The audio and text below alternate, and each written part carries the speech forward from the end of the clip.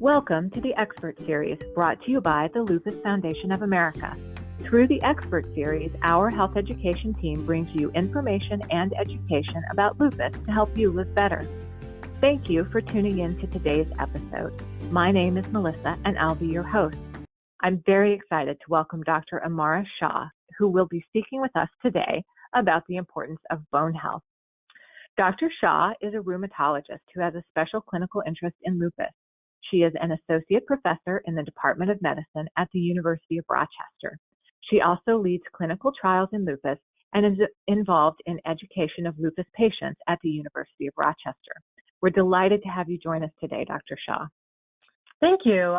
My pleasure for joining, and thank you very much for the invite. Oh, thank you. We're so happy to have you. So let's just get started.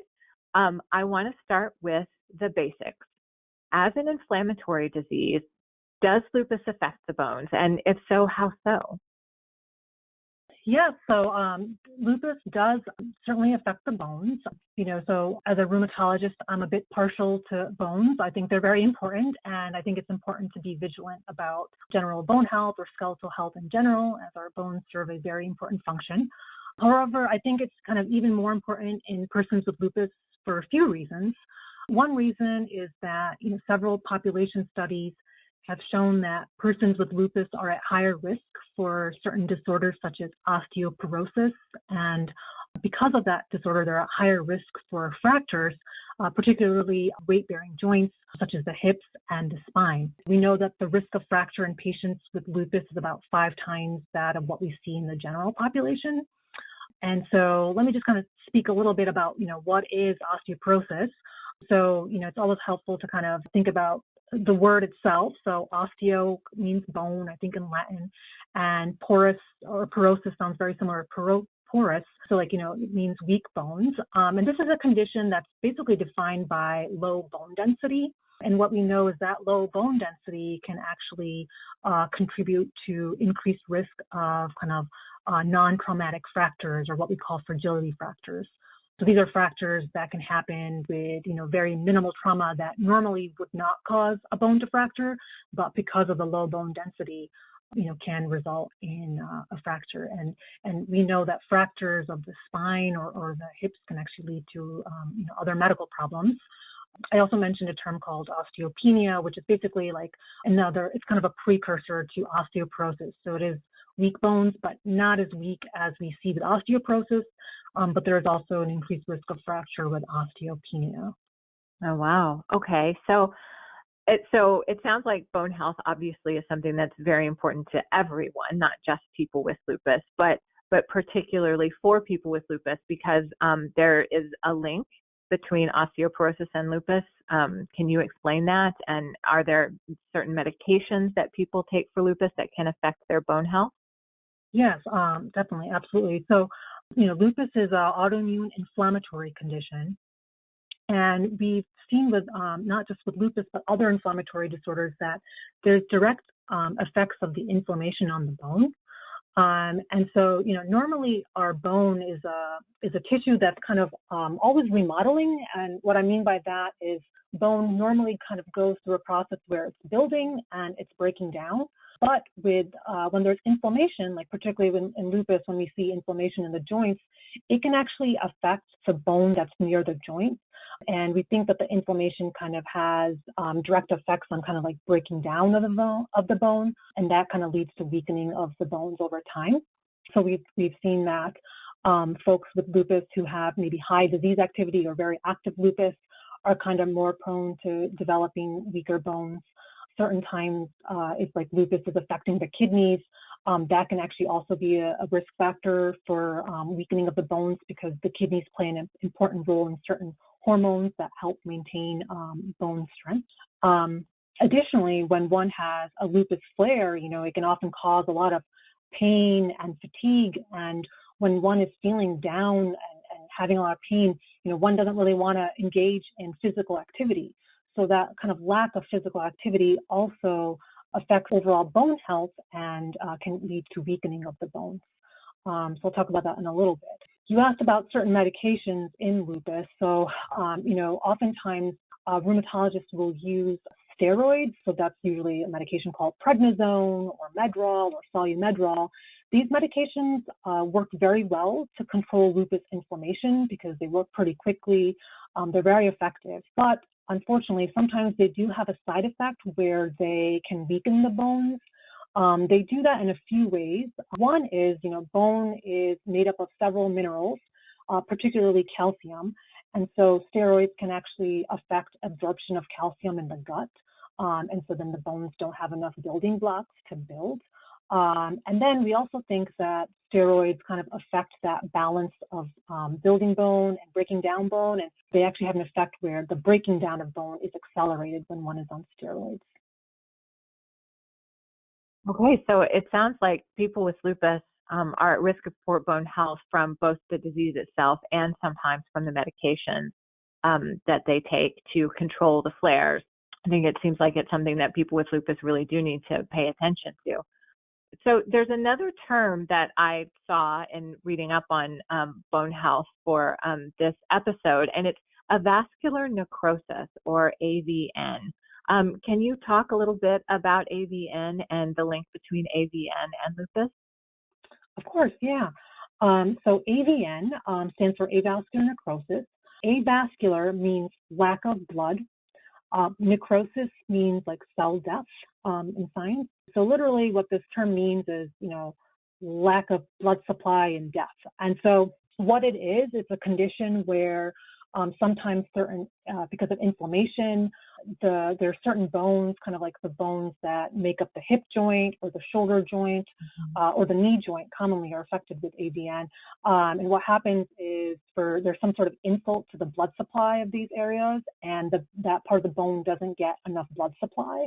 And so it actually dies and gets damaged. And so in the early phases, this can actually be asymptomatic. One may not really even know that this is happening. It can be, not painful, but over time, because that bone isn't getting enough blood supply, it can kind of lead to, collapse of that part of the bone, and that can lead to pain, particularly with weight bearing, and it can lead to kind of what we call secondary arthritis.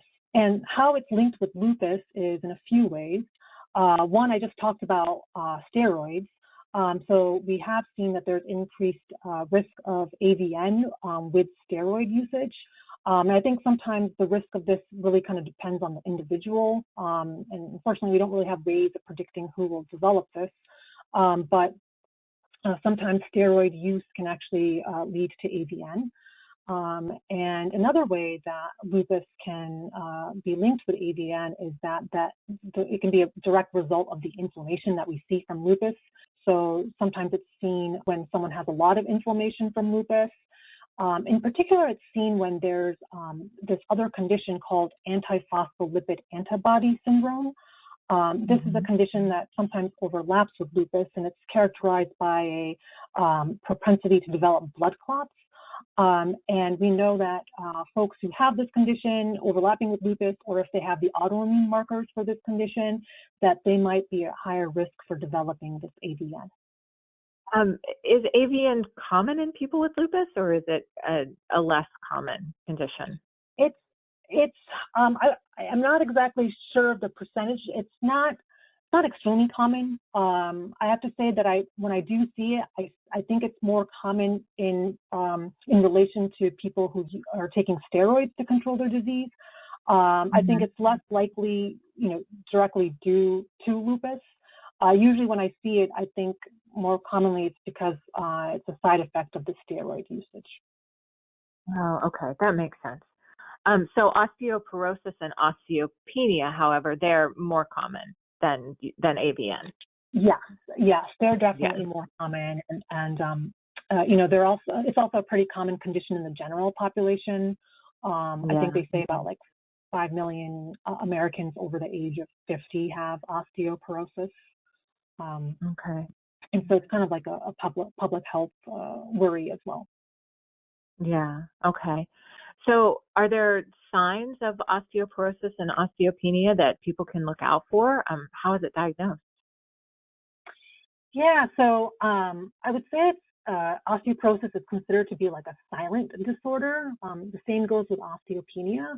There's really not any symptoms that one would experience with having these conditions. We hope to kind of diagnose osteopenia and osteoporosis before it leads to a fracture. Certainly, if someone has osteoporosis and they didn't know it and they had a fracture, then they would have a lot of pain from the fracture. So in that way, there are symptoms from it. But most of the time, we like to diagnose it before it leads to the fracture. And really, there's not any symptoms associated with it. And so what we mostly do is there are screening tests for osteoporosis if we think someone might be at high risk for that. There are certain imaging studies, something called a bone density test. This is kind of basically like a specialized x-ray that's done of the spine, of the lower part of the spine and the hips. And it basically gives us a score of how dense or porous the bones may be. And this is usually recommended for people over age 50, but it might be done in people younger than that if they have other risk factors. Oh, okay. So if you do have these risk factors, or if you're diagnosed with osteopenia, which then, sorry, I just want to clarify, osteopenia is an early form of osteoporosis. So osteopenia can lead to osteoporosis, but doesn't always. That is correct. Yes or no? Yes. Okay. I just want to make sure that I'm getting the terms right. So if I'm diagnosed with osteopenia, or even osteoporosis through a routine check, are there lifestyle changes that I can make, that a person at risk of either osteopenia or osteoporosis can make to lower their risk and improve their bone health? Absolutely. There's a lot of things that one can do to kind of lower their risk of developing osteoporosis or prevent the osteopenia from worsening. So there's certain like healthier lifestyle measures that one can do. So I think it's always best to avoid smoking cigarettes, or if one is already smoking cigarettes, to think really seriously about quitting. That would not only positively impact bone health, but also a lot of other medical conditions as well. Excessive alcohol intake is actually also associated with low bone density. So kind of, if that's kind of something that one identifies, lowering alcohol intake to just the daily recommended amounts would be the best thing to do. There's some reports that excessive caffeine intake can also impact bone health negatively, because caffeine sometimes interferes with absorption of calcium. But one of the main ways I think that one can really improve their bone health is actually physical activity.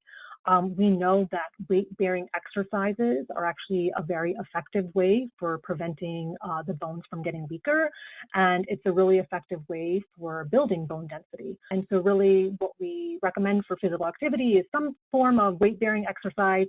It doesn't really have to be excessive. Walking counts, yoga counts, weightlifting, even just a few pounds.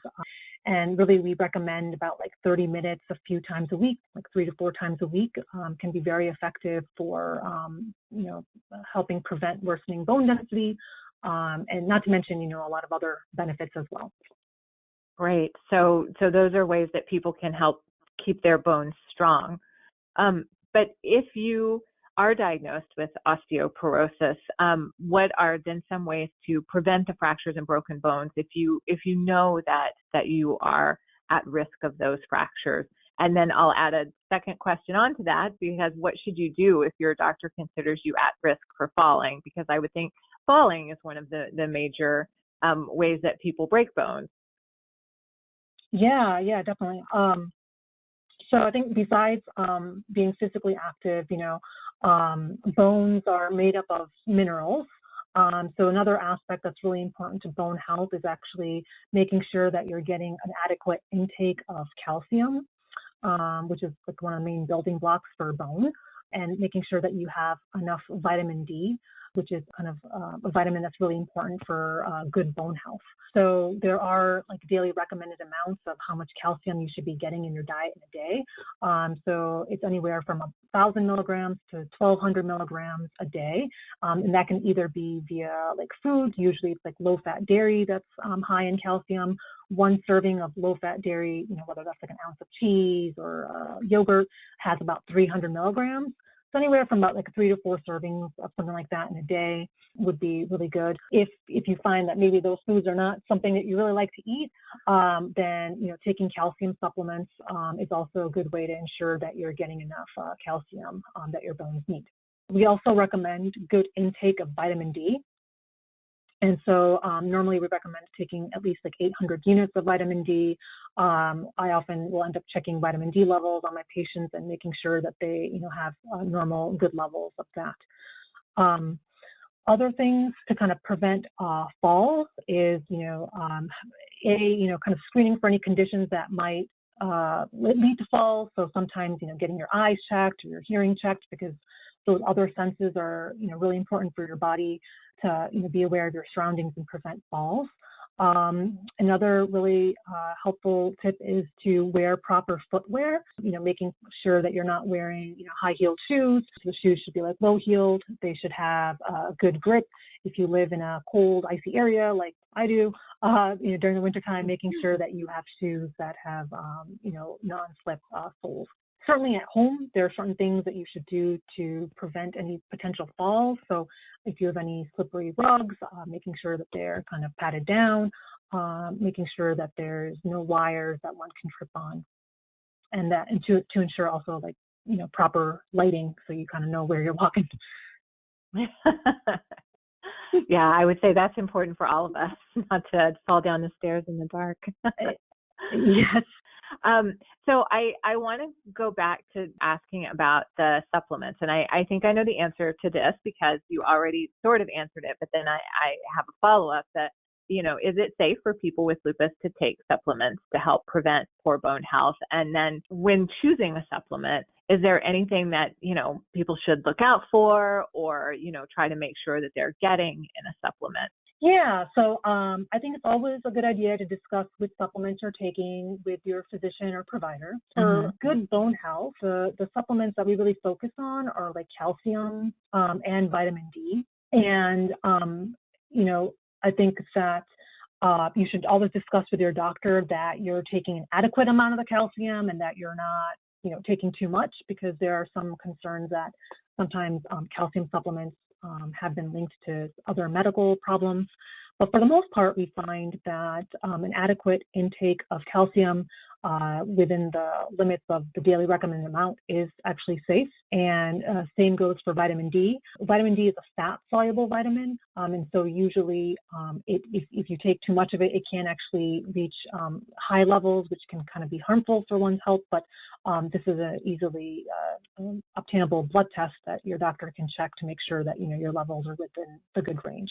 But for the most part, these are very important for good bone health. And I often do recommend them to my lupus patients who I'm worried about, low bone density. And they've been shown to be safe. Great. Thank you. That's really helpful. So I just have one more question to ask. We've gotten so much great information. You had mentioned earlier about osteoporosis as a public health issue and the recommendations for people over 50. And it is true that we tend to think of osteoporosis as and bone problems in general as issues that happen to older people. But are children and younger people with lupus also at risk for these types of diseases and for poor bone health? Yes, absolutely. Yeah. So, I think I did mention that, the age 50 is a cutoff, but I think with my lupus patients, I also always take it into consideration, even if they're younger than that. I think particularly with like children and adolescents, one thing to keep in mind for them is that normally our skeletons reach their peak bone mass around late 20s, kind of early 30s. And so really, young people they're growing. And so I think if there probably should be, kind of more attention to this for young folks to make sure that they're getting the proper building blocks to ensure that they get, that they reach the best peak bone density. But I would say that, everything else kind of applies also to younger people, to make sure that, they're getting enough physical activity, enough calcium, vitamin D. If they're, on certain medications for their lupus, such as steroids, discussing with their provider about ways to kind of prevent any sort of complications with the low bone density. Great, thank you. So as I said, that was my last question. We're out of time and out of questions. So I do want to thank you again, Dr. Shah, for talking with us about bone health and lupus. We really appreciate you sharing your time and expertise. We invite those of you listening to check out past episodes of the Expert Series by visiting lupus.org/the Expert Series, where you can also subscribe to get alerts when podcasts are released. If you have lupus-related questions, you can reach out to the health education specialists by email at lupus.org/healtheducator or by phone at 1-800-558-0121. You can also find information on understanding and living with lupus at our National Resource Center on Lupus at lupus.org/resources. Finally, we'd love to hear from you. If you have any questions or comments or a topic that you would like to see covered, please email us at info@lupus.org. Thank you and have a wonderful day.